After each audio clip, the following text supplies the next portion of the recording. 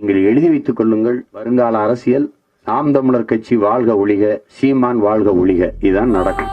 இனி வரமுறா ஒண்ணு நம்மளை வாழ்த்துவான், இல்லைன்னா திட்டுவான். இதுக்கு மேல அவனுக்கு அரசியலே இருக்கு.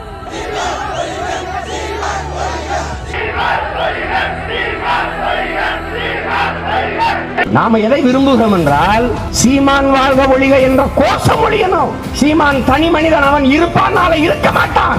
அவனை தலைமையேற்று அரசியல் செய்கிற அந்த முறை ஒழியணும். ஆனால் அவன் முன்வைக்கிற தத்துவத்தை தலைமையேற்று அரசியல் செய்கிற தூய அரசியல் முறை மலரணும். அதான் அரசியல். நான் இல்ல, நாளைக்கு இன்னொருத்த வருவான். ஆனால் என் தத்துவம், நாங்கள் முன்வைத்த நோக்கம், முழக்கம் அது சாகாது, அப்படியே இருக்கும். இது ஒரு தொடர் ஓட்டம். என் முன்னவர்கள் கொளுத்தி கொடுத்த நெருப்பு கைமாத்தி கொண்டு ஓடி வருகிறோம். இந்த தலைமுறை தமிழ் பிள்ளைகள் ஓடி வருகிறோம். எங்கள் தோள்கள் தளர்வதற்குள் வென்று விட்டால் நல்லது, இல்லை என்றால் வலிமை மிக்க இன்னொரு தலைமுறையின் தோள்களுக்கு கடத்துவோம்.